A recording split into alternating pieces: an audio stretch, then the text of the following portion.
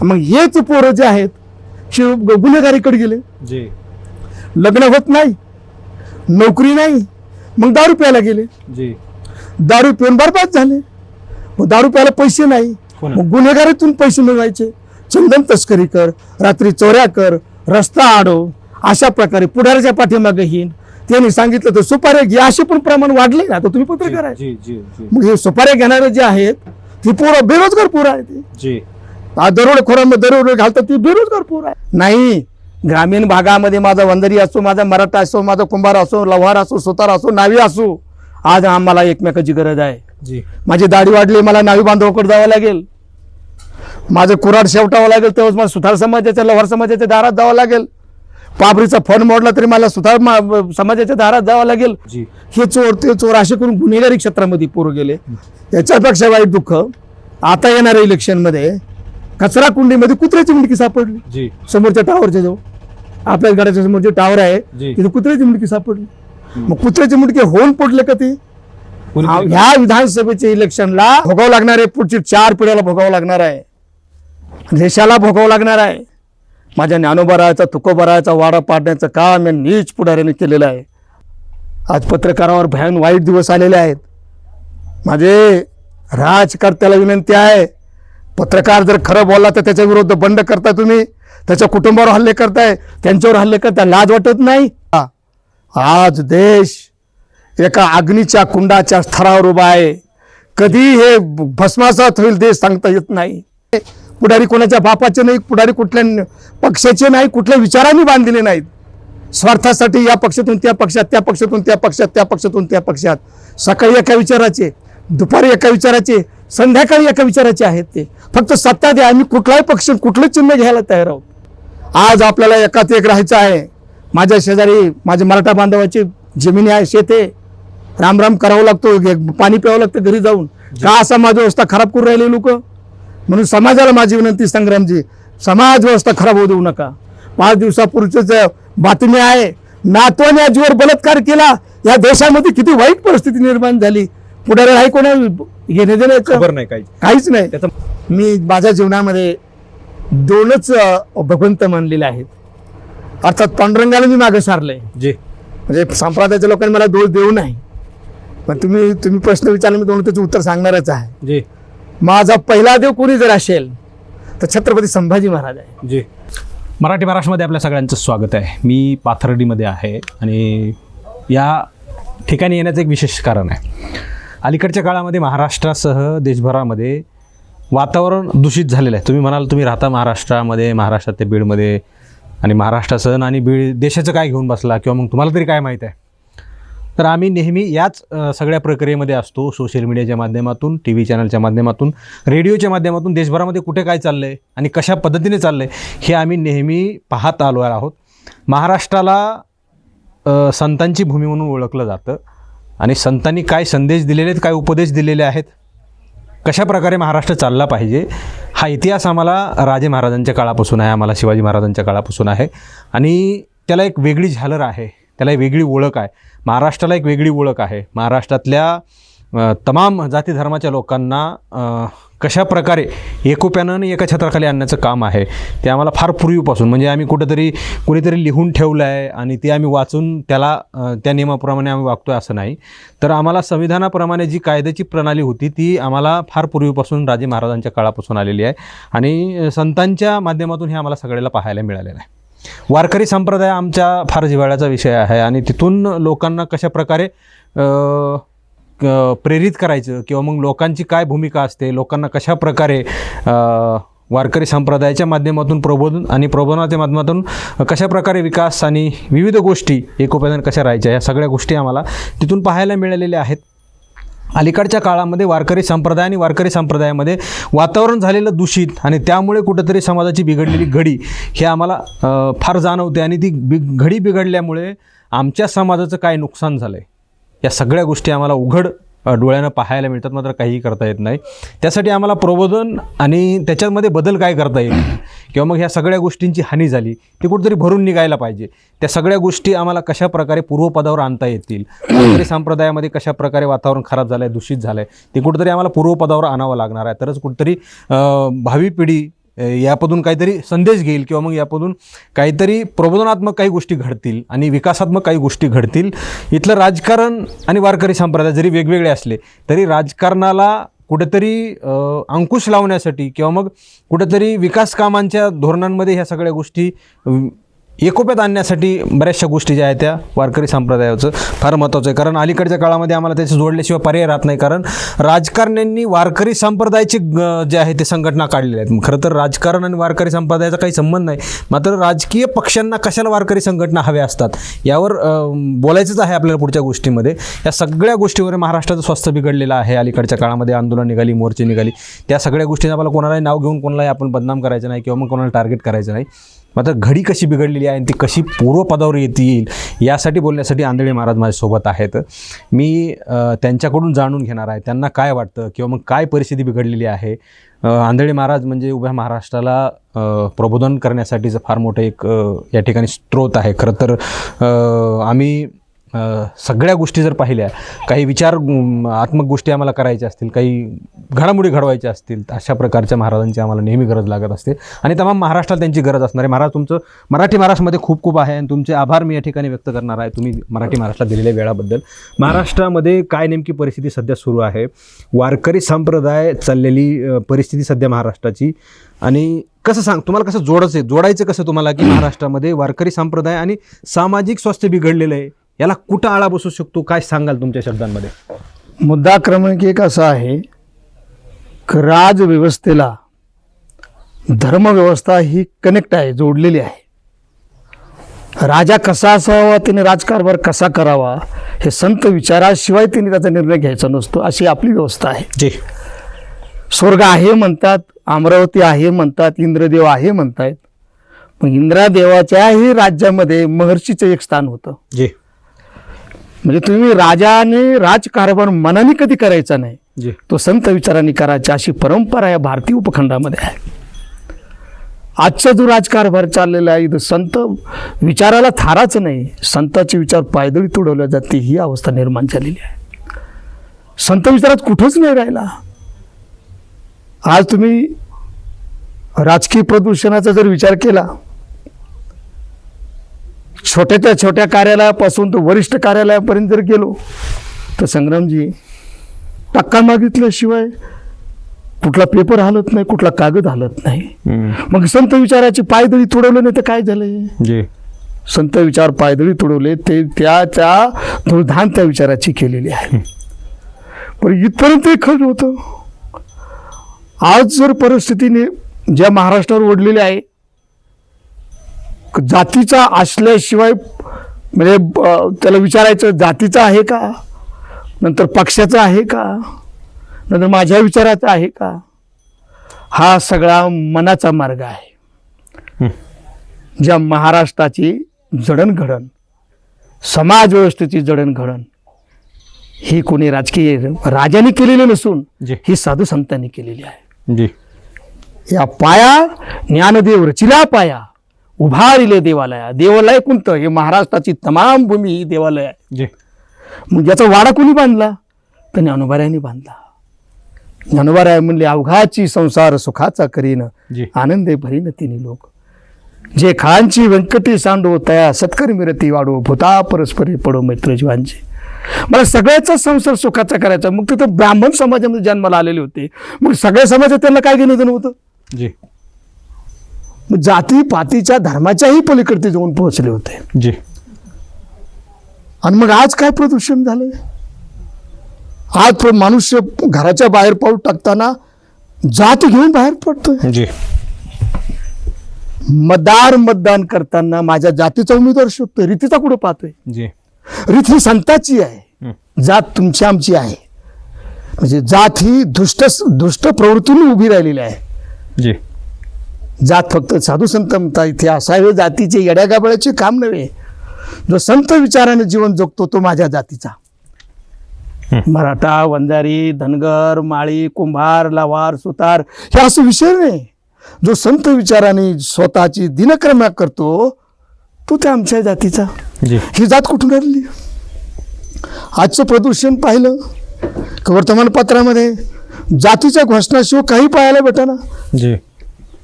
राजकीय पुढारी तो आज राजगादीवर आहे. माझी त्यांना हात जोडून विनंती आहे, तुमचं राजकारण एका चुलीत नाही हजारो चुलीत घाला, पण माझ्या समाज व्यवस्थेला बाध येऊ देऊ नका. आमची समाज व्यवस्था खराब करू नका.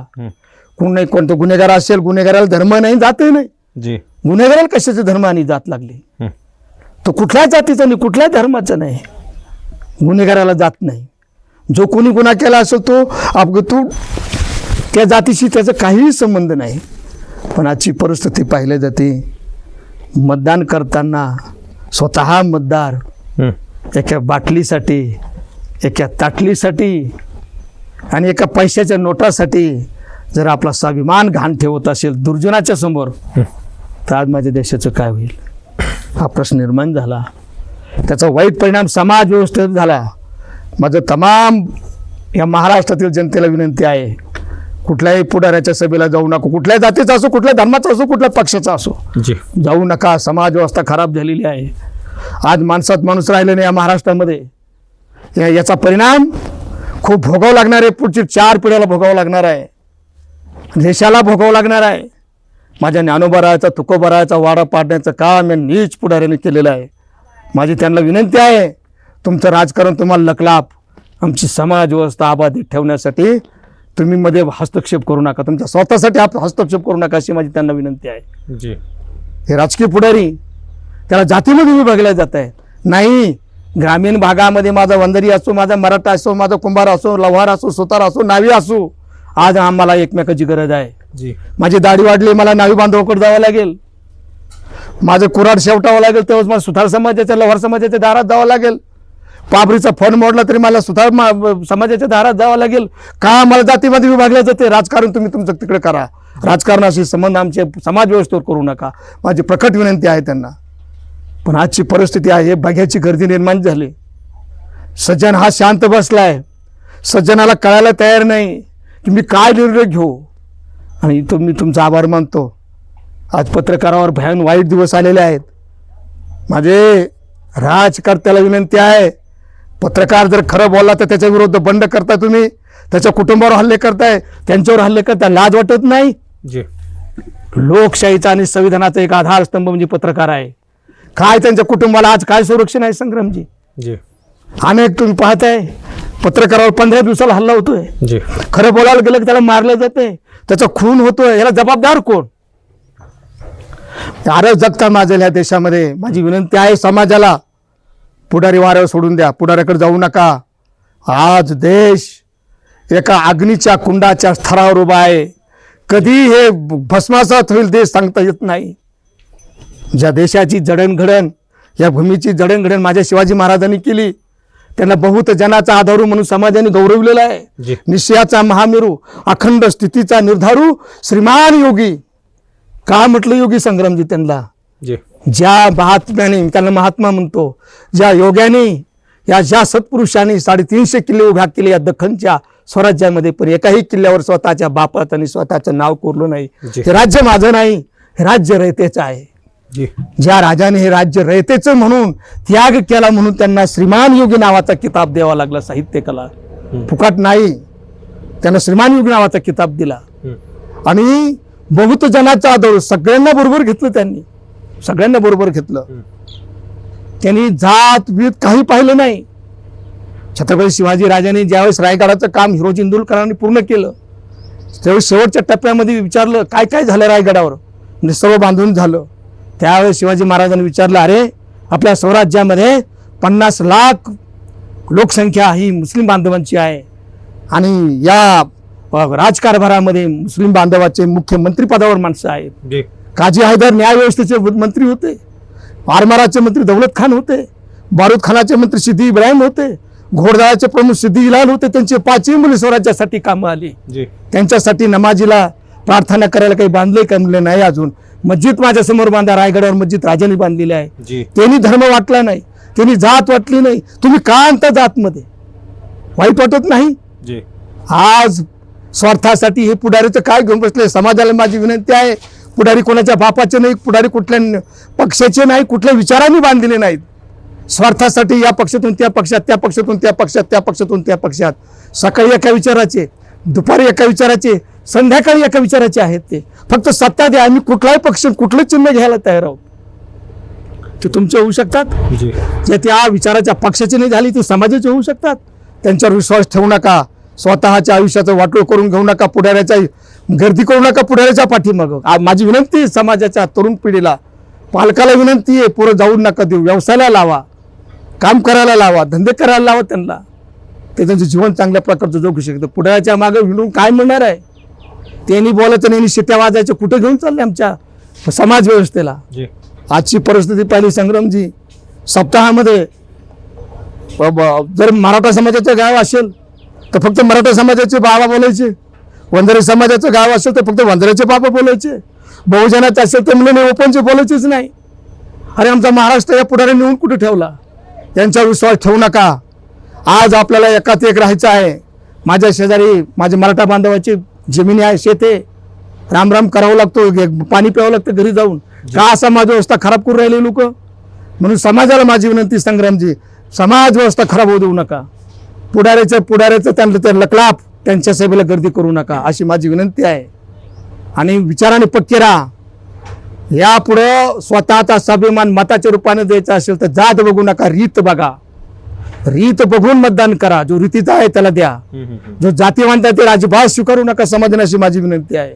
अलीकडच्या काळामध्ये वातावरण फार दूषित झालं. आम्ही पाहिलंय अनेक तरुण जे आहेत ते नोकरीने लागत नसल्यामुळे वैमनस्यामध्ये आहेत. ते वेगवेगळ्या मार्गाने जात आहेत. विवाह होत नाहीयेत. मुलींची कमतरता आहे. मुली आहेत तर ते कुठल्या तरी हुद्द्यावर नसल्यामुळं किंवा मग कुठल्या तरी नोकरीला नसल्यामुळं, कुठेतरी व्यावसायिक होत नसल्यामुळं त्यांचे लग्न होत नाहीत. आणि तशा गोष्टी होत असल्यामुळं ते कुठेतरी वाम मार्गाला लागत आहेत. कुणाच्या छेडछाडी करतायत, कुणाच्या हत्या करतायत, कुणाचे खून करतायत. या सगळ्या गोष्टीला जबाबदार कोण आहे किंवा मग ह्याला कोण आटोक्यात आणू शकतं? तुम्हाला काय वाटतं? तुम्ही ही सगळी परिस्थिती कशी करू शकता? ह्याच्यात गंमत अशी आहे, गावगाडा चालवणारे गाव पुढारी, राजकारभारी यांनी आतापर्यंत असं केलेलं आहे, जर माझ्या अंगठ्याला जखम झालेली आहे आणि डॉक्टरने जर मलम शेंडीला लावला तर जखम नीट होईल का संग्रामजी? बरोबर, कधीच होणार नाही. जर जखम अंगठ्याला आहे तर मलम अंगठ्यालाच लावावं लागेल ना. खरा प्रश्न इथं निर्माण झाला. त्याला फक्त समाज व्यवस्था जबाबदारी अशातला प्रकार नाही, तर याला आमची जी व्यवस्था आहे संप्रदायाची ही पण जबाबदार आहे. आता आमची व्यवस्था काय करते? तुम्हाला शाप नावाचं शस्त्र दाखवते, देव नावाची भीती दाखवते आणि तुमची श्रद्धा लुटल्या जाते. हे कोणाच्या लक्षात आहे का? हा पेरावा पाप झापण्याचा आहे असं माझं मत आहे. राग मानून देऊ नये संप्रदायातल्या लोकांनी, याचा राग मानू नये, परंतु त्यांनी आत्मपरीक्षण करावा. जर शापाने संग्रामजी वैरी मेला असता तर 1100 वर्ष मुघल आमच्या भूमीवर नाचला असता का? या प्रश्नाचं उत्तर त्यांनी द्यावं मला. माझ्या शंभूराजाचा शिरछेद होता, आई भावानी गेली ती कुठं? पांडुरंग कुठे गेला होता? भगवान महादेव पण ते तपात बसले होते माझ्या शंभूराजाला मारताना. काय गुन्हा केला होता त्यांनी? का ते देवालाही मान्य झालं? याचा अर्थ असा आहे, देव नावाची आणि शस्त्र नावाची भीती दाखवली आणि तुमची श्रद्धा लुटून आम्ही ऐश्वर्य बघतो. लाज वाटत नाही? तुम्ही जर म्हणून घेताय जगाच्या कल्याणे संतांच्या उभती देह कष्टवती परोपकारे, तर मग आम्हाला कष्ट पडायला नको? बिलकुल. किती महाराज लोकांनी गाडगे बाबाचा आदर्श घेतला मला दाखवून द्या. फाटके कपडे शिवलेले शिवून किती महाराज लोकांनी वापरलं ते मला दाखवून द्या. अरे गाडगे बाबाचा आदर्श देताना तुकोबारायाचं त्याग सांगताना आपल्याकडे त्याग असला पाहिजे. मुद्दा क्रमांक 1 ही अवस्था होते. आणि गावगाडा चालवणारे गाव पुढारीने त्यांच्या सोयीनुसार समाज प्रबोधनकारी बोलायचे. तो प्रबोधनच नाही. अलीकडच्या काळामध्ये युवा कीर्तनकार, कीर्तन केसरी, विनोदाचार्य, ते अजून हे आचार्य, हे पदव्या आणले कुठून तुम्ही? मला तिकडेच यायचं होतं. आता तुम्ही वारकरी संप्रदायामध्ये दीर्घकाळ राहिलेला आहात. तुम्ही आता त्याचा उल्लेखही केला. युवक कीर्तनकार, विनोदाचार्य, ह्याला कुठे जागा आहे का वारकरी संप्रदायामध्ये? अजिबातच नाही. कुठेतरी ते बिग बॉस मध्ये जाणारे लोक, कुठेतरी ज्या गावात जायचे कीर्तनाला त्या गावातून जात असताना 10-20 किलोमीटरच्या अंतरावर रस्त्याने घडलेल्या प्रसंगावर 2-2 तास कीर्तन करणार, हे वारकरी संप्रदायाची लोक आहेत का? हे नाहीत. माझे जगद्गुरु तुकोबाराय आणि नाथबाबाचं प्रमाण आहे, भक्ती ज्ञानाविरतन कराव्या गोष्टी. मग हे फसवायला निघले माझा मुद्दा आहे, फसवणाऱ्याला मी दोष देत नाही. त्यांना पक्वानं वाढले, त्यांनी ती वरपले. म्हणजे ऐकून घेणाऱ्यांचा दोष आहे याच्यात. मग या समाज व्यवस्थेचा दोष आहे. त्यांना पक्वानं वाढले कोणी, तुम्ही वाढले त्यांनी वरपले. जी. मग वरपणाऱ्याला दोष देत नाही मी. त्याला वाढवले कोणी, तुम्ही वाढवले ना. त्याला प्रत्येक जण जबाबदार आहे. प्रत्येक पापाचा वाली आहे. तुम्ही अधिकारी पुरुष आणा, वैराग्यवान आणा, का ज्याच्या विचारावर धार आहे, तो वागतोय, बोले तसा चाले, त्याचे वंदवे पावले. तुम्ही आणायला तयार नाहीत. मग त्याचा परिणाम समाज व्यवस्थेत कसा होईल? वाईटच होणार. वाईट होणार त्याचा. मग मला सांगा, जो गावकरी तुम्ही 30,000 50,000 असे कीर्तनाचे पैसे देऊन माणसं आणता, त्यांच्या त्या कीर्तनकाराच्या हातामध्ये पाचवी बोटात अंगठ्या, पायामध्ये काळा दोरा, हा काय प्रकार आहे कीर्तनकाराचा? गाड्या आलिशान आणि कोटीच्या आतल्या गाड्या नाही. मग हा काय प्रकार आहे? जगद्गुरु तुकोबराया ती एवढं करताना म्हटलं, मग पामर आहे काय थोर पण पायीची वाहन पायी बरी.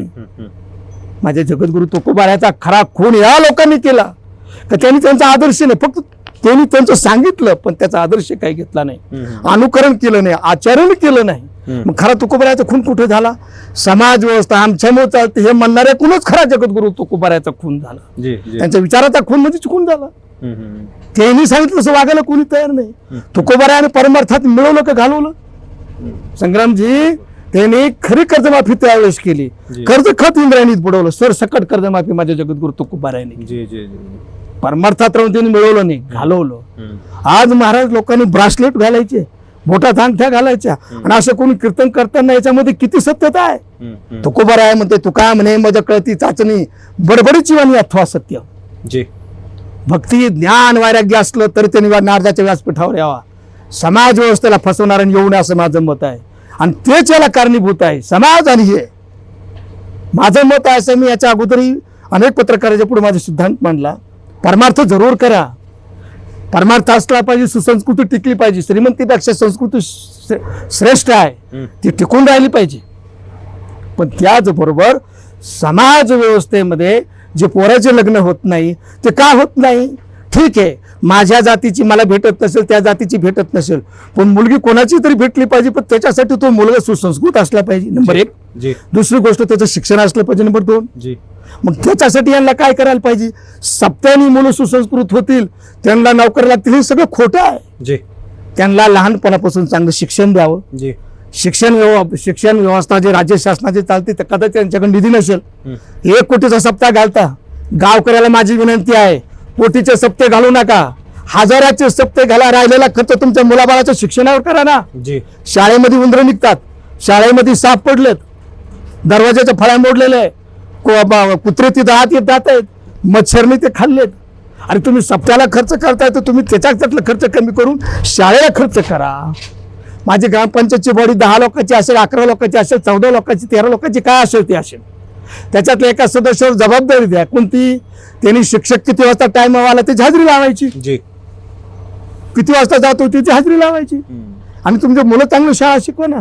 हे खरे मंदिर, जिथं आपले तरुण वर्ग घडणार आहे ते खरे मंदिर. त्यांचं शिक्षणाकडे जबाबदारी दिली. गावामध्ये सप्त्याला खर्च करता, त्याच्यातलाच काही खर्च व्यायामशाळेला करा. व्यायामशाळा केली तर शक्ती प्रदान झाले, राज्याचं प्रमाणपत्र मिळालं, जिल्ह्याचं प्रमाणपत्र मिळालं, तो पोलीसमध्ये जाईल, आर्मीत जाईल, नेव्हीत जाईल, SRPत जाईल, शासनाच्या नोकरीला तो कनेक्ट होईल. अर्थात त्याला चांगला पगार पाणी मिळालं तर त्याला बायको भेटेल. नाही जातीची कुठली कोणी मुलगी अनाथ आश्रमाची भेटेल ना. म्हणजे जखम अंगठ्याला लावताना जर मलम शेंडीला लावित आहे, जखम तिथं झाली आणि मलम शेंडीला लावित असेल, हे पोराचे लग्न कशी होतील? त्याचा परिणाम एका गावात 3 आकडी संख्या आहे. 300, 400, 250, 200, 150, 500 पर्यंत नवरदेव आहे. आम्ही ते काम पाहिलं, मी त्याचा सर्वे केला. मग आता हे पोराचे लग्न होत नाही म्हणजे त्यांचा वंश बढायला, पुढे वंश होणारच नाही. आणि मग का होणार नाही त्याचे मुख्य कारण हे आहे. दुसरी गोष्ट, स्त्रीला सन्मान भेटला नाही, स्त्रीचा अपमान झाला, तिला ते सन्मान नाही भेटला, मुलगी नको अशी एक थिंकिंग तयार झाली आणि त्याच्यातून मुली मारल्या गेल्या. पर्यायाने मुलीची संख्या कमी झाली. आता नवरदेव म्हणतोय मी 43 वर्षाचा, 43 वर्षाचा ग्रस्त झाला, नवरदेव कुठं राहिला? मग त्याला काय जबाबदार आहे? समाज व्यवस्था जबाबदार आहे. मग हेच पोरं जे आहेत गुन्हेगारीकडे गेले. लग्न होत नाही, नोकरी नाही, मग दारू प्यायला गेले, जी दारू पिऊन बरबाद झाले. मग दारू प्यायला पैसे नाही, हो ना. मग गुन्हेगारीतून पैसे मिळवायचे, चंदन तस्करी कर, रात्री चोऱ्या कर, रस्ता अडव, अशा प्रकारे पुढाऱ्याच्या पाठीमागे येईन. त्यांनी सांगितलं तर सुपाऱ्या घ्या, असे पण प्रमाण वाढले ना. आता तुम्ही पत्रकार आहे, जी जी जी मग हे सुपाऱ्या घेणारे जे आहेत ती पोरं बेरोजगार पोरं आहेत. जी दरोडेखोरांमध्ये दरोडे घालतात ती बेरोजगार पोरं आहेत. जी हे चोर ते चोर असे करून गुन्हेगारी क्षेत्रामध्ये पोरं गेले. याच्यापेक्षा वाईट दुःख आता येणाऱ्या इलेक्शनमध्ये कचरा कुंडीमध्ये कुत्र्याची मुंडकी सापडली. जी समोरच्या टावरच्या जवळ आपल्या घराच्या समोरचे टावर आहे जी. तिथे कुत्र्याची मुंडकी सापडली. मग कुत्र्याची मुंडकी होऊन पडले का ते? कोणी- ह्या विधानसभेच्या इलेक्शनला ह्या बेरोजगार विद्यार्थी बिगर लग्नाचे पोरं यांनी दारू पेले, तीही डुप्लिकेट पेले, दारू पिऊन कुत्री खाल्ली. ही जर समाज व्यवस्था झाली असेल तर मग आज हा देश कुठं चालला, कोणत्या युगात आहे? मला तर वाटतं कलियुग नाही आहे संग्रामजी. कलियुगापेक्षा कोणतं वाईट युग, सत्य वाईट युग आम्ही पाहतोय आज. तुम्हाला सांगायला आज वाटते, आज मी प्रसारमाध्यमाच्या समोर आहे, 5 दिवसापूर्वीच बातमी आहे, नातवाने आजीवर बलात्कार केला. या देशामध्ये किती वाईट परिस्थिती निर्माण झाली. पुढे आहे कोणा घेणे देण्याचं खबर नाही काहीच नाही. त्याचा मुद्दाच होऊ शकत नाही, त्याची चर्चा होऊ शकत नाही, त्याचा लाभ होऊ शकत नाही, म्हणून या सगळ्या गोष्टी दाबल्या गेल्या. सगळं मोबाईलवर डायव्हर्ट केलंय. ह्या जातीचा मोर्चा, त्या जातीचा मोर्चा, अमक्या जातीचा मोर्चा. अरे समाज व्यवस्थेकडे जा, पोराला पोटा पाण्याला लावा. घेतले का मुख्यमंत्र्यांनी एखादी कॉन्फरन्स? आपल्या इथं कंपनी आल्या पाहिजे. मुख्यमंत्री माझी विनंती आहे, राजकारण तुमचं चुलीत घाला. आमची समाज व्यवस्था खराब झाली. तुम्ही बैठक घ्या कॅबिनेटमध्ये, कारखाने आणा, पोरं नोकरी लावा. बेरोजगारांचं काय चाललं हे पहा. आणि दुसरी गोष्ट, फुकट वाटायचं थांबा. अटलजी म्हटले होते फुकट वाटायचं थांबा, नाही तर देश कमजोर हो जाता है, देश कमजोर कर रहे हैं. हा संग्रामजी वाईट परिस्थिती आहे. ज्याला विहिरी त्यालाच विहिरी देत आहेत, विहीर न पाडता बिलं काढतायत. ज्याला बंगला त्याला घरकुल देत आहेत. चाललं कुठं हे घेऊन? एका विहिरीवर 20-20 जणांनी पगार पैसे काढले. अरे समाज व्यवस्था एवढी खराब झालेली आहे. फुकाट द्यायचं थांबा, शेतकऱ्याला रास्त भाव द्या, अनुदान देऊ नका. माझं असं मत आहे, अजिबात अनुदान देऊ नका.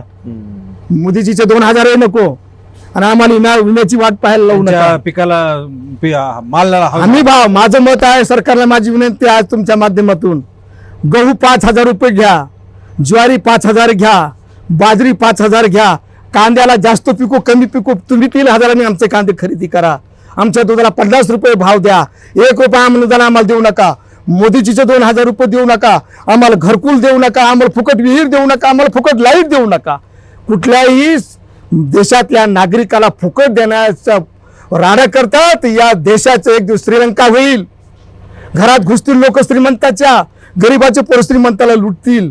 याचं भान राहू द्या. फुकाट द्यायचं सगळं सोडून द्या. परिस्थिती अशी झाली संग्रामजी, जन्माला यायच्या अगोदर त्याला भात सुरू झाला. जन्माला आलं का 10वी पर्यंत भात खाते. आई म्हणते मी लाडकी बहीण घेतो, बाप म्हणतो मोदीची 2,000 घेतो, आजी म्हणते मला डोल मिळतो. अरे कुठे घेऊन चालले तुम्ही देशाला? बेरोजगाराच्या पोटाला धंदे लावले तर आम्हाला पैसे देता कशासाठी? 1 रुपया अनुदान देऊ नका. सगळे बंद करा. माझी विनंती समाजावर, तुम्हालाही विनंती, रागू नका. महाराज म्हणले 2,000 बारे बंद राहू द्या. बाजरी 5,000 विकली तर आम्हाला 2,000ची गरज नाही. आमचं दूध 50 रुपये विकलं तर आम्हाला स्वाभिमानाने 50 रुपयाचे आम्हाला 5,000 पगार जर देऊशील. आम्हाला तुमचे 2,000 नको, मोदीजीचे नको, विमान नको, काही नको. आम्हाला फक्त हमी भाव द्या, रास्त भाव द्या, एवढं आम्ही मागतो. फुकट द्यायचं सोडून द्या. फुकट देतात संग्रामजी. रानात जर 2 भांडे टाकले तरच पुन्हा पाणी राहील ना. तो पाणी नाही 2 भांडे कोणला पाडणार आहे? देशाचं हे जहाज बुडायला तुम्ही कोणाकडे पाहणार आहात? आज श्रीलंकेमध्ये 1,200 रुपयाला 1 किलो डाळ खायची बारी कशामुळे आली? फुकाट देण्यामुळे आली. फुकाट देऊ नका. देश संपून जाईल एक दिवस. म्हणून कष्ट करायला कमजोर करू नका देशाच्या जनतेला, अशी माझी विनंती आहे राज्य सरकार. तुम्ही या वारकरी संप्रदायामध्ये दीर्घ काळापासून आहेत. वयाच्या कितव्या वयापासून तुम्ही कीर्तन करताय आणि कधी हा जातीवाद फोपाळलाय? वारकरी संप्रदायामध्ये तुमच्या काळामध्ये कधी होतं का असं की या जातीचे ती वेगळे मोर्चे, वेगळे सप्ताह असतील, त्यांचे वेगळे काही जातीय सप्ते असतील, काही वेगळं कसं? हे असं तर मला कल्पना नव्हती. मी तसा 89 साली मेकॅनिकल इंजिनियर झालो. जी. 9 वर्षे डिझाईन इंजिनियर म्हणून नोकरी केली. जी. शुगर इंडस्ट्रीजमध्ये 9 वर्षे स्वाभिमानाने काढले. जी. एवढी बुद्धिमत्ता आहे की पूर्ण साखर कारखाना तयार करू शकतो, एवढी बुद्धिमत्ता आहे. बर. पण सद्गुरू वामनभाऊ महाराजाचं सहज गडावर जाणं झालं, गहिनाथ गडावर. आणि एक विरक्ती निर्माण झाली, एक वैराग्य निर्माण झालं की जगलं पाहिजे ते स्वतःसाठी नाही, जगासाठी जगलं पाहिजे. जगासाठी जगावं म्हणून मी माझ्या नोकरीचा 1998 साली राजीनामा दिला. जी. आणि राजीनामा देऊन माणिक दौंडी सारख्या दुर्गम भागात एक डोंगरावर येऊन बसलो. त्यावेळेस मला असं वाटायचं का मी काही कीर्तनकार नव्हतो. जी. म्हणजे दडविना टाळ हे कुठल्याच प्रकारचं काही डोक्यामध्ये माझ्या नव्हतं. आणि आता मग समाजासाठी मला जगायचं म्हटलं मग त्याला व्यासपीठ पाहिजे. जी. आणि संप्रदायाचं व्यासपीठ राहतं तर मला नॉलेज नव्हतं. पण अभ्यासवृत्ती लहानपणापासून हुशार होतो. मी संत साहित्य नजरे खालून घेतलं. त्यामध्ये पहिला ग्रंथ मी ग्रंथच म्हणतो मी, पवित्र ग्रंथ छत्रपती संभाजी महाराज आणि महानायक नावाची कादंबरी नजरे खालून गेली. जी. आणि महानायक नावाची कादंबरी सन्माननीय माजी जिल्हाधिकारी विश्वास पाटलांची आहे. जी. आणि खरे संभाजी महाराज आणि सुभाषचंद्र बोस कोणी समोर आणले असतील खरे तर माझ्या विश्वास पाटलांनी आणले. जी. मी त्यांचे आभार मानतो, ऋण व्यक्त करतो विश्वास पाटलांचे की त्यांनी संभाजी महाराजाचे खरं चरित्र आणि सुभाष बाबूचं खरं चरित्र पुढे आणलं. जी. एवढं मोठं वैभव होतं जगात. 4थ्या क्रमांकाने आयुष्य झालेले सुभाषचंद्र बोस वैयक्तिक जीवनाला लाथ मारून देशाच्या हितासाठी जगभर फिरले. संभाजी महाराजांनी राजकुमार होता, फक्त सुभेदारी देत होते, त्यांना काही गरज नव्हती. पण ज्या विचाराने ज्या उद्देशाने माझ्या हातामध्ये कारभार दिलेला आहे जी. त्या विचाराला कुठे तडा जाऊ नये म्हणून त्यांनी विचारच बदलला नाही. बलिदान दिलं पण विचार बदलला नाही.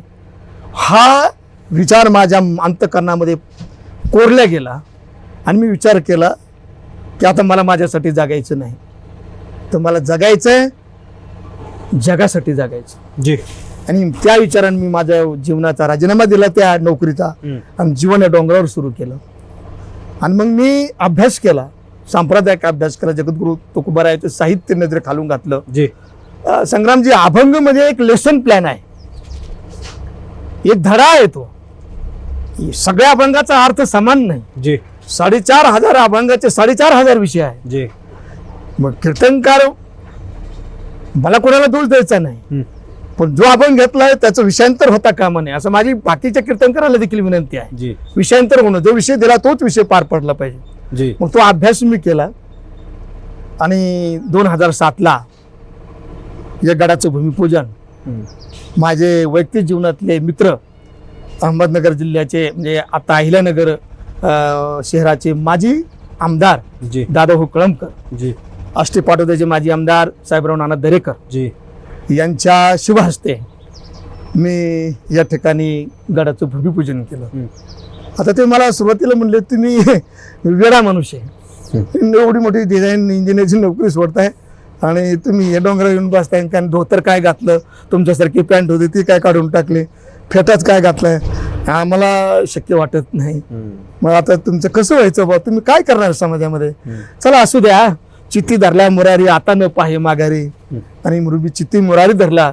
शेवटी या विश्वाचा मालक भगवान श्रीकृष्ण परमात्मा आहे, त्याच्यात कुठल्याच प्रकारचा संशय नाही. हे शरीर हे सगळं सूर्य चाललेलं आहे, पृथ्वी फिरते, हे काय असून ते सगळं चाललंय ते भगवान परमात्म्याच्या सत्तेने चाललं आहे. ती शक्ती आहे, फक्त तुमचं भाव शुद्ध पाहिजे. अध्ययन केलं आणि कीर्तनाची सुरुवात केली. छोट्या मोठ्या गावाला कीर्तनाची सुरुवात केली. आता कसं करावं हे मी त्या साहित्यातून पाहिलं होतं. कीर्तन करण्यामध्ये एक लेक्चर आहे. जी. गायनाचं नॉलेज नव्हतं, मग ते गायनाचे थोडंफार मी कॅसेट वगैरे घेतल्या, त्याच्यातून ते कसं ताल असतो, कसं स्वर असतो याचं ध्यान मला कळालं. आणि मग माझं जीवनाला खरी सुरुवात झाली. 2007ला कुदळ टाकली आणि 2007 ते आत्ता म्हणजे माझ्या मते एकूण 18-19 वर्ष झालेले आहेत. 18-19 वर्षामध्ये आज या स्थितीला हे आश्रम आलेला आहे. आणि शेवटचं माझं काम आहे, मी माझ्या जीवनामध्ये 2च भगवंत मानलेले आहेत. अर्थात पांडुरंगाला मी मागं सारलंय. जी. म्हणजे संप्रदायाच्या लोकांनी मला दोष देऊ नाही, पण तुम्ही प्रश्न विचारला, मी दोन त्याचं उत्तर सांगणारच आहे. जी. माझा पहिला देव कोणी जर असेल तर छत्रपती संभाजी महाराज आहे. जी. आणि दुसरा देव कोणी असेल तर सद्गुरू वामनभाऊ महाराज आहे. जी. ज्यांनी फाटके धोत्र 2 जोडले एकाली एक आणि तेच वापरले, पण ऐश्वर्याचा कधी भोग घेतला नाही. जी. आणि शंभूराजांनी विचाराला कधी बदललं नाही, एवढं तीव्र विचार आहे म्हणून त्यांच्याच विचाराने माझं जीवन चाललेलं आहे. शेवटचं काम आहे ज्या ठिकाणी आपण बसलो, हे आता संभाजी महाराजाची महाराष्ट्रातली पहिली मूर्ती बसणार आहे. हे महाराष्ट्रात त्यांचं मंदिर. आणि तुम्ही म्हणणार मग तुम्ही त्यांचं मंदिर बांधू राहिले, तर हो, ज्यांच्यामुळे या महाराष्ट्रातले नव्हे तमाम हिंदुस्थानातले देवळातले देव सुरक्षित राहिले, त्या देवळातल्या देवापेक्षा माझा छत्रपती संभाजी महाराज सर्वात मोठा देव आहे. माझा सिद्धांत महाराष्ट्राच्या चरणी मांडलेला आहे. जे म्हणून मी नेहमी म्हणतो, तो लाचार होऊन कधी कधी ने जगावे, त्याहून तोरे आविषी गुळूनी मरावे. शिवसिंह सदृश्य जगू अतिशय अभिमानी, संभाजी नाही झुकले यमयातनेनी. ज्यांनी स्वतःच्या देहाला दुय्यम स्थान दिलं, स्वराज्याला प्रथम स्थान दिलं, याच्यापेक्षा मोठा देव असू शकत नाही. उरली सुरली जे काही देव राहिले ते माझ्या शंभूराजाच्या पुण्याने राहिले. आणि जो आज परमार्थ जो गण लावतोय आज आम्ही, ते माझ्या शंभूराजामुळे लावतोय. आणि हे मी म्हणतो की देवापेक्षा ते देव श्रेष्ठ होते, म्हणून त्यांच्या मंदिराचं काम हे चालू आहे. जी जी जी. आणि मला तुम्हाला शेवटचा या ठिकाणी प्रश्न विचारायचा आहे. मी आत्ताच सांगितलं की वारकरी संप्रदायामध्ये माझा देव कोण आहे, तर छत्रपती संभाजी महाराज आहेत. अलीकडच्या काळामध्ये ह्या सगळ्या गोष्टी आम्हाला फार क्वचित ऐकायला मिळतात. आपलं त्याच्यावरही बोललं झालं की कीर्तन यावर आम्हाला सांगितलं जात नाही वारकरी संप्रदायामध्ये. आणि तुम्ही सांगितलं की 2007ला या ठिकाणी तुम्ही हा गड जो आहे तो उपस्थित केला आहे. तुमचं जे या ठिकाणी जे बसण्याचे ठिकाण जे आहे ते मी माझ्या डोळ्याच्या नजरेने पाहिलेले काही 5 वर्षात 2 वर्षामध्ये फार अफाट त्या गडाला महती आलेली आहे, अफाट गर्दी त्या ठिकाणी जमलेली आहे. 18 वर्षांपासून तुम्हाला ह्या सगळ्या गोष्टी का जमल्या नाहीत? अनेक कमी कालावधीमध्ये काही लोकांना आलिशान गाड्या मिळाल्यात आणि काही गड मोठे झालेले आहेत, काय करणार? त्याचं कारण, मुख्य कारण संग्राजी, खूप महत्त्वाचा प्रश्न विचारला. या प्रश्नाला मी खरं तुमच्या बुद्धीचं मला अगदी कौतुक करावंशी वाटतं. समाज हा तो भावना प्रधान आहे, चमत्कार प्रधान आहे. तुम्ही चमत्कार जेवढे सांगताल तेवढा समाज तुमच्याकडे आकर्षित होतो. मला सांगा, आता इथं सरपंच बसलेले आहेत, मुलगा फौजदार अभ्यासाने होतो का नवसाने होतो? त्याचं उत्तर मला तुम्ही द्या. आता अभ्यासाने होतो, ह्याला कधी नाकारला जाणार नाही. मग हा समाज तो नवस करतोय, चमत्कार सांगतोय, दोऱ्या घालतोय. जो बाबा दोऱ्या घालतो, जो बाबा अंगारीत येतो, त्या बाबाकडे गर्दी वाढली. मी खरं सांगतो म्हणून माझ्याकडे 17,000ची गाडी, गेले 20 वर्ष झाली एकच गाडी. मी त्या माझ्या विचाराला मी बदलू शकत नाही. मी म्हणतो मला ऐश्वर्य नको, मी माझं मत आहे नको मान, नको अभिमान, सोडी मी पण तोच चुकी. मी साधू संताचा पाईक आहे. मी ढोंग करणाराचा, थोतांड सांगणाराचा, पाखंड्याचा मी पाईक नाही. मी कोणाचा पाईक आहे? मी संताचा पाईक आहे. आणि संतांनी काय केलेलं आहे तिथं त्यांनी सांगितलं, म्हणजे नेनते काही जादू टोना नामस्मरणा वाचू नये. म्हणजे साधू संतांनी तुकोबारांनी सांगितलं की जादू टोण्याला आमच्यात किंमत नाही. आणि इथं नेमकं काय झालंय की जादू टोण्याला जास्त समाज चमत्कार सांगितलं का तिकडे प्रभावित होतो. अरे माझं मत आहे, समाजाला चमत्काराने, शापाने वैर्याचा नाश झाला असता, दुश्मन मेला असता, तर माझा शिवा आकाशीत गेला नसता, माझा बाजीप्रभू देशपांडे गेला नसता, माझा मुरारबाजी गेला नसता, माझा तानाजी मालुसरे गेला नसता, स्वालेर मुलेरच्या युद्धामध्ये सूर्याजी काकडे कामी आले ते गेले नसते, पन्हाळगडामध्ये त्या तानाजी मालुसरे सिंहगडाच्या कामी आले नसते, प्रतापराव गुजर गेले नसते, मालोजी काका घोरपडे गेले नसते, प्रतापराव गुजर गेले नसते. मग जर शापानी वैरी मेला असता तर हे धारातीर्थी पडले असते का?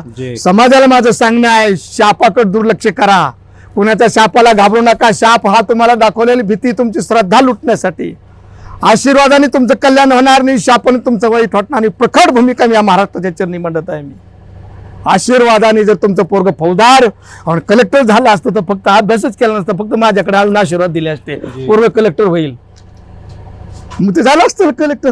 काही अभ्यास करण्याची त्याला गरज आहे का त्याला? मग हे अगोदर डोक्यातून काढून टाका. दुसरी गोष्ट काय झालं की समाज व्यवस्थेमध्ये बाबा बिगर लागण्याचा असा पाहिजे, त्याला काय म्हणतात संग्रामजी, निष्पुरी. अरे हे नेमकं आणलं कुठून तुम्ही? जर संत साहित्य लेकराबाळातून उभं राहिले, नामदेव रायाला 4 लेकर आहेत, नारा उठा गोंदा माझा, तुकोबा रायाला 5-7 अपत्य आहेत, 2 बायकाचा विस्तार आहे, नाथबाबाला ग्रस्त आश्रम आहे, चोखोबरायाला ग्रस्त आश्रम आहे, कबीरदास महाराजाचा ग्रस्त आहे. सगळे ग्रस्त आश्रमी महाराजाचे, शेणा महाराज असो, सावता बाबा असो, कबीरदास महाराज असो, लेकरा बाळात राहून संत साहित्य केलं. आणि मग या समाजाला कोणी सांगितलं का बाबा ब्रह्मचारी सगळ्यात मोठा, निष्पुरी सगळ्यात मोठा? हे यांना कोणी सांगितलं समाजाला? समाजाच्या डोक्यात प्रकाश का पडत नाही? परमार्थ लेकरा बाळातल्याच लोकांनी उभा केलेला आहे. संन्यासी ब्रह्मचारी, संन्यासी नाही, संन्यासी वेगळा अर्थ आहे, संन्यासी वेगळा अर्थ. संन्यासाचा अर्थ असा आहे, आणि मी माझी आईशी आठवण विसरले जयाचे अंत करणं, पार्था तो संन्यासी दान निरंतर. संन्यासी कोणाला म्हणतात? ज्याने देहातला मी काढला त्याला संन्यासी म्हणतात. देहातला मी कोणी काढला? आहे देहातला मी काढणारा पहिला ब्रह्मदत्ता राजा हरिश्चंद्र, दुसरा ब्रह्मदत्ता छत्रपती शिवाजी महाराज. कजे म्हणले हे राज्य माझं नाही रयतेचं, मी काढून टाकलं शरीरातला. देहातला मी काढणारा अलीकडच्या काळामध्ये भारतीय स्वातंत्र्य संग्रामातले भगतसिंग मी काढून टाकला. 21 वर्षाचं लेकरू या देशाच्या संग्रामासाठी वयाच्या 21 वर्षी फासावर जात आहेत. उलट ते काय म्हणताय, त्यांना जेलरने विचारलं तुमची अंतिम इच्छा काय आहे? त्यावेळेस ते जेलर म्हणतात माझी तू त्या जेलरच्या तोंडात थुकले. कोण? भगतसिंग. तुझी लायकी नाही मला अंतिम इच्छा विचारायची. मेरी अंतिम इच्छा मेरे भारत माते के चरण समर्पित करता हूँ. हे भारत माते, तू मला पुन्हा जन्माला घाल, तुझ्यासाठी आज मी फासावर जात आहे. तू मला पुन्हा जन्माला घाल, तुझ्यासाठी मी पुन्हाही फासावर जाईल. याला म्हणजे सेक्युलर मिसाईल. हे मिसाईल होते देशामध्ये. देहातला मी काढला ते संन्यासी.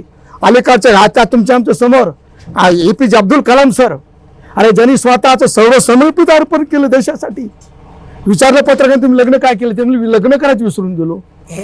बरं जवळ काय? जवळ फक्त 2 जुनी ड्रेस, जुना बूट, जुनी सुटकेस. आणि मला सांगा तुम्ही याच्यापेक्षा साधू मोठा असतो का? अलीकडच्या काळातलं सर्वात श्रेष्ठ साधू doctor APJ Abdul Kalam sir आहेत. त्यांचा आदर्श घेतला पाहिजे. त्याला म्हणायचं संन्यासी. तुम्ही संन्यासी कोणाला म्हणता? समाज व्यवस्थेमध्ये जो मनावर विपरीत परिणाम झाला तो त्यांच्या मनाने झालेला नाही, या थोतांडी बुवाबाजीने केलेला त्यांच्या मनावर प्रतिमा. बाबा असाच असला पाहिजे, बाबा तसाच असला पाहिजे. बाबा कुठल्या जातीचा धर्माचा इथं कुठल्याच प्रकारचा संबंध येत नाही.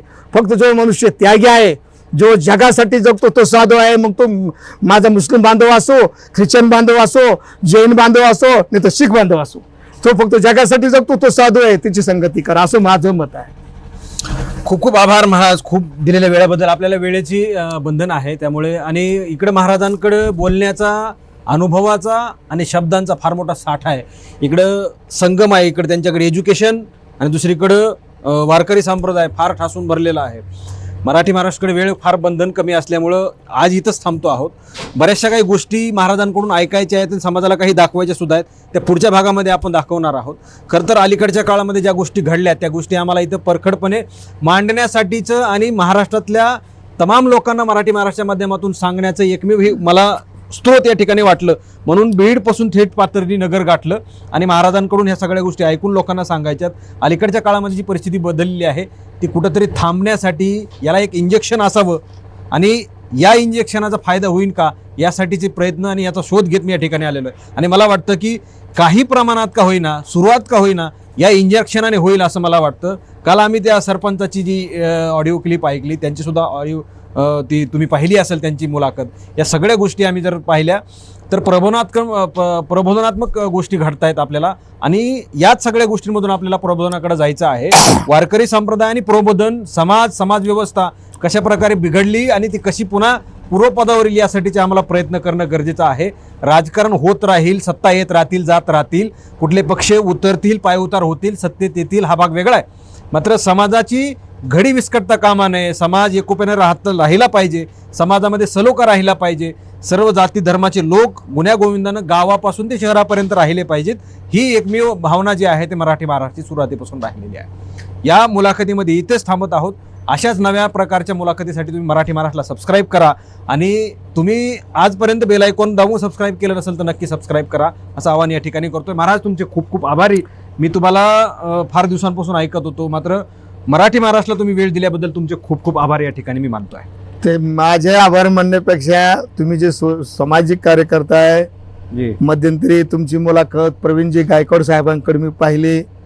माझं बांधवाला निश्चित माझं सांगणं आहे, एखाद्या सप्ताहामधले कीर्तन एक कमी करा, पण आमचे प्रवीणजी गायकवाडचं व्याख्यान ठेवा. अशा हुशार माणसाच्या सानिध्यात जा, भावनिक माणसाच्या सानिध्यात जाऊ नका, लांडी लबाडी करणाऱ्या सानिध्यात जाऊ नका, लबाड पुढाऱ्याच्या सानिध्यात जाऊ नका. प्रवीणजी गायकवाड मला वाटतं मराठी महासंघाचं काम तरी करतायत, पण विचाराला धार आहे. हा, संभाजी ब्रिगेडचा असं विचाराला धार आहे, त्यांच्या विचारापर्यंत गेलं पाहिजे. संग्रामजी, तुमची मुलाखत मी ऐकली, मी भावनिक झालो, पण प्रवीणजी गायकवाड सरांचा माझ्याकडे नंबर नसल्यामुळे मी त्यांची भेट नाही घेऊ शकलो.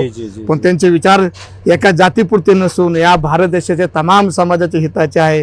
म्हणून आज या मुलाखतीत मी त्यांचेही आभार मानतो. तुम्ही हे काम करताय, तुमचेही आभार मानतो. काम करत राहा. पुढच्या थोड्या दिवसामध्ये संत परिषद आयोजित करणार आहे. समाज व्यवस्था खराब झाली म्हणून ती आपल्याला पूर्वपदावर आणायची म्हणून सगळे महाराज लोक जमाच याच गडावर करणार आहेत. तिथं तुमच्यासारखे असे सत्यापासून कधी दूर न जाणारे पत्रकार जे आहेत त्यांना मी इथं आणणार आहे आणि त्यांच्या समोर ही आमच्या समाजाला आव्हान करणार आहे. या पुढाऱ्याकडे दुर्लक्ष करा. राजकीय स्वार्थासाठी ते काही करतात, त्यांचं कोणी ऐकू नका. आपण आबाधित राहा. आम्ही एक आहोत. आमच्या शरीरामध्ये जे रक्त आहे ते सगळ्याचे एकच आहे, ते लालच आहे. असं नाही की मुसलमानाचं हिरवण, हिंदूचं हेन भगवा, असं काही नाही. एका सगळ्याच्या शरीरामध्ये एकाच प्रकारचं रक्त आहे. जे जे दिशे भूत ते मानी जे भगवता हा भक्ती योग निश्चित जाण माझा. म्हणून आज संग्रामजी मी तुमचे खूप आभार मानतो. मी या ठिकाणी भगवान परमात्म्याला आणि माझे दैवत छत्रपती संभाजी महाराज आणि सद्गुरू वामनभाऊ महाराजांच्या चरणी प्रार्थना करतो. सामाजिक कार्यासाठी तुम्हाला दीर्घ आयुष्य भेटो, चांगली बुद्धी भेटो. तुमच्या जीवनामध्ये प्रत्येक करीत असताना तुम्हाला सज्जनाचीच भेट होत राहो, विचारवंताची भेट होत राहो असं, त्याच्यासाठी तुम्हाला चांगल्या प्रकारचे आरोग्य मिळो अशा सदिच्छा या ठिकाणी व्यक्त करतो. या ठिकाणी थांबतो. रामकृष्ण हरी. छत्रपती संभाजी महाराज की जय.